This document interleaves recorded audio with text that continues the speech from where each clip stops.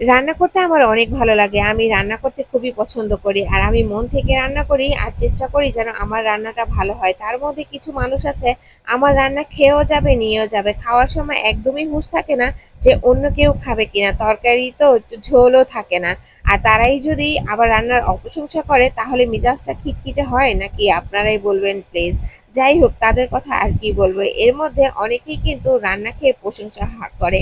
আর রান্না যেমনই হোক না কেন প্রশংসা করতে হয়। আজ ভালো হয় নাই, কাল অবশ্যই ভালো হবে।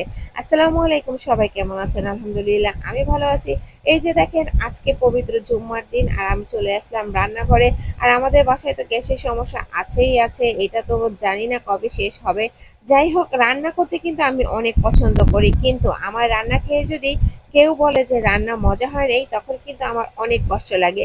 কেউ বলে না, তার মধ্যে কিছু মানুষ আছে আমার রান্না খেয়েও যাবে, আবার বাটি ভরে নিয়েও যাবে। আর খাওয়ার সময় তো একদমই হোশ থাকে না অন্য কেউ খাবে কিনা না খাবে, কিংবা যে রান্না করেছে তার ভাগ্যে জুটবে কিনা। আর তারাই যদি রান্নার অপ্রশংসা করে তাহলে কেমন লাগে আপনারাই বলেন। যাই হোক আজকে আমি রান্না করব মুরগির মাংস আর রান্না করতেছি পটল আলু ভাজি। পটল আলু ভাজিটা কিন্তু আমার অনেক পছন্দ। আর এখানে হচ্ছে চিংড়ি মাছ আর লাউ তরকারি রান্না করতেছি। আর লাউতে কিন্তু সবসময় হালকা করে হলুদ দিতে হয়, আর বেশি হলুদ দিলে লাউটার কালারটা একদমই ভালো লাগে না দেখতে। আর আল্লাহর রহমতে আমার হাতে রান্না খেয়ে কিন্তু সবাই অনেক প্রশংসা করে। আমি যাই রান্না করি তাই কিন্তু ভালো লাগে অনেকের কাছে, আবার অনেকের কাছে একদমই ভালো লাগে না। ওই যে বললাম তারা খেয়েও যাবে, নিয়েও যাবে, আবার রান্নার বদনামও করবে। যাই হোক আমি বলবো তারা কিন্তু রান্না না খেলেই চলে, তাই না বলেন? আমার রান্না খাওয়ার কি দরকার? নিজেরা বাসায় বসে রান্না করে তারপরে খান না। কই কোনো একদিন তো আমাকে দাওয়াত দিয়ে বলেন নাই যে আজকে আমাদের বাড়িতে খেতে আসো, তোমার জন্য আজকে আমি রান্না করছি। তাহলে আপনারা কেন অন্যজনের রান্নার অপ্রশংসা করেন?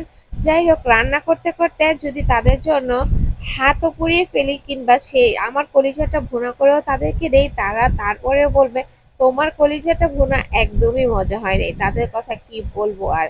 এই যে দেখেন আমি মুরগির মাংস বসাই দিছি, দেখেন কত সুন্দর লাগতেছে তাই না? মাশাল্লাহ মাশাল্লাহ। আর আমার না মাংসের মধ্যে আলু খেতে অনেক পছন্দ। আমার মাংস চাইতে কিন্তু মাংস তরকারিতে আলুটাই বেশি ভালো লাগে খেতে।